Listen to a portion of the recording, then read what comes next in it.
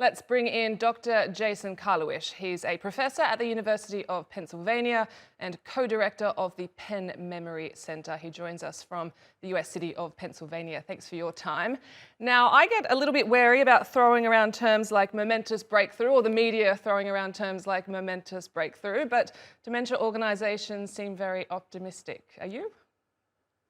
I am, yes. I look forward to prescribing the drug. This drug targets a novel mechanism, one of the pathologies that cause Alzheimer's disease, that cause disabling cognitive impairments. What's even more exciting is not just the measures of what's just as exciting as the improvements in function and cognition that patients had, is the changes that we're seeing in measures of the disease pathology, not just amyloid, but tau protein. And what's even more exciting is that those measures could be measured, those proteins could be measured using blood tests. So this really promises a breakthrough in what's called the biomarker revolution of Alzheimer's disease. This is a big event, but the drug does have risks and the benefits are modest. So could it potentially lead to a cure for patients with Alzheimer's, or is that still a long way off?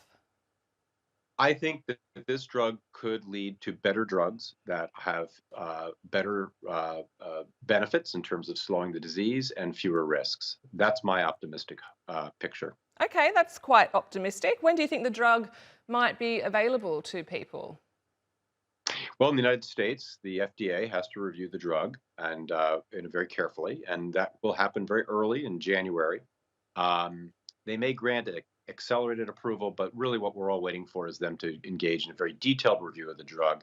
And I think it would be necessary for them to think very carefully about how it should be rolled out with attention to the risks of the drug and identifying the kinds of patients most likely to benefit and have not experienced the risks. And some sort of risk assessment plan would be very useful to have in place in the early years of this drug.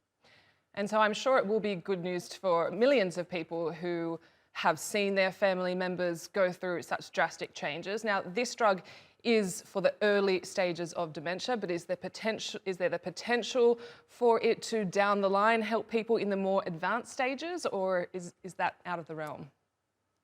That requires research. That requires a study that enrolls patients in those more advanced stages. And until such a study is done, I simply would not be comfortable prescribing the drug to people who don't fit into that category of persons in whom the drug was very well studied. So further research is needed for other kinds of patients. Absolutely. Okay, so further research, but quite optimistic. Okay, thank you for your time. That's Dr. Jason Karlawish at the University of Pennsylvania. Thank you. My pleasure. Take care.